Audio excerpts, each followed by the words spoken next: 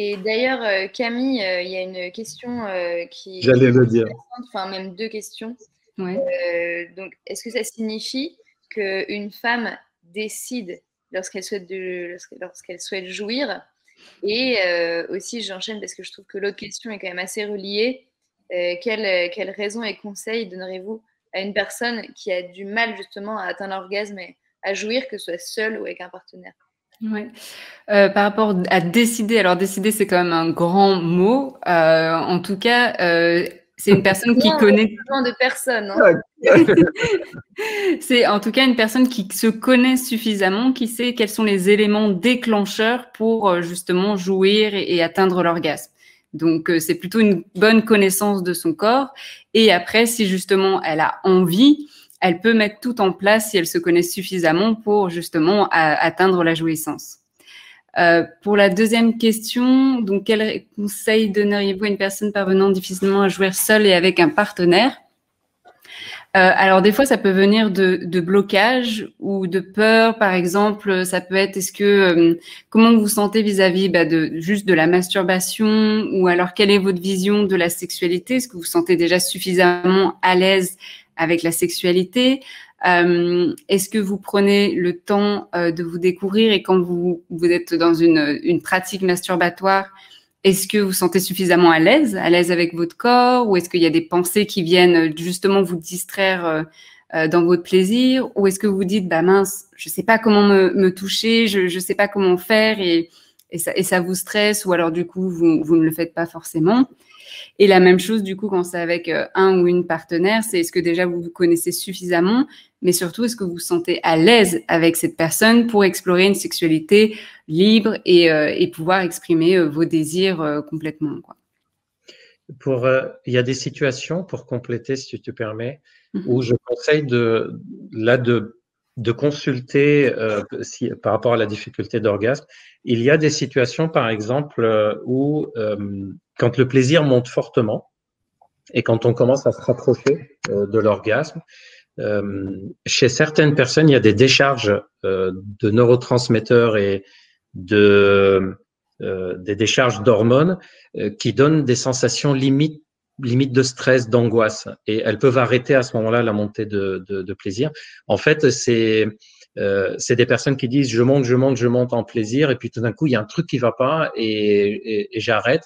Et en général, il y a un travail à faire pour dépasser cette phase de limite mal-être, angoisse. Angoisse orgasmique.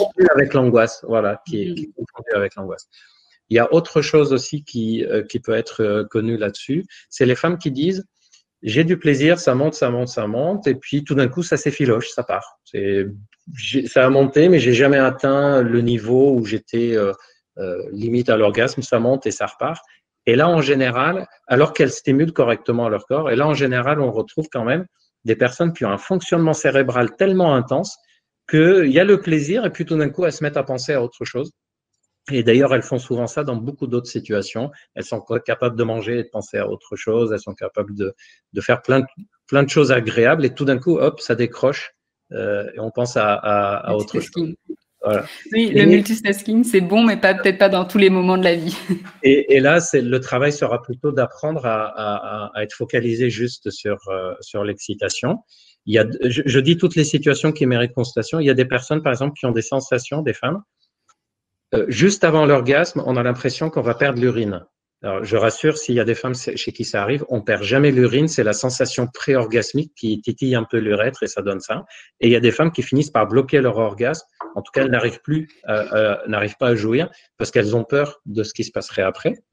Il y a d'autres raisons. Alors là, c'est toutes ces raisons pour lesquelles il faut consulter. Il y a des femmes qui disent j'ai peur de ce qu'il y a après. Il faut savoir que l'orgasme, c'est un lâcher-prise total. C'est une perte de contrôle pendant quelques secondes, une fraction de seconde peut-être, mais une véritable perte de contrôle. Et les personnes qui ont un fonctionnement et une personnalité où elles ont ce besoin de contrôler tout ce qu'elles font, ça peut être flippant de jouir. Et là, il y a un travail mental pour apprendre à lâcher. Je rappelle à chaque fois que pendant l'orgasme, on a un électroencéphalogramme plat. Il y a vraiment, c'est pour ça qu'on appelle ça la petite mort. C'est ce que j'allais dire. J'étais justement en train de regarder sur mon ordinateur qui a dit que c'était la petite mort. C'est ça.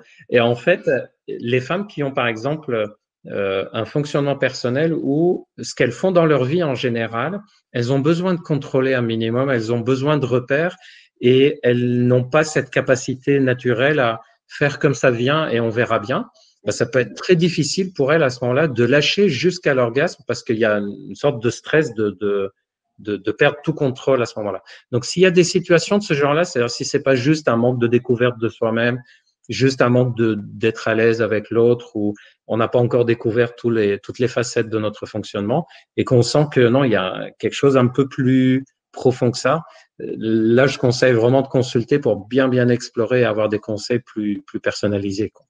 Et d'ailleurs, vous pouvez consulter sur la nouvelle plateforme qui s'appelle Mia.co. Et donc, du coup, qui permet… La sœur de Charles. C'est la petite sœur de Charles. Sœur jumelle, mais née un petit peu après. Donc voilà, où vous pouvez consulter avec toute une équipe de sexologues qui est pareil, bienveillante, formée. Bon, Camille.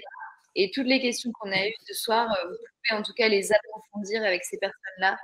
Téléconsultation, même fonctionnement que on parle sur la téléconsultation. Que vous ayez des difficultés sexuelles ou des questions intimes ou même envie d'explorer, vous ne savez pas par où commencer, ben on est là pour vous accompagner. Ou juste un travail de couple, il y a des thérapeutes de couple qui sont là. Ça peut être pour des entretiens, juste pour du bien-être. Comment j'ai pas de problème sexuel, mais j'ai envie d'améliorer. Donc, Mia.co, c'est la sœur de Charles.co. Et la sœur, elle est aussi bien réussie, sinon mieux que le frère. C'est souvent comme ça. Ouais, c'est ça. Le deuxième.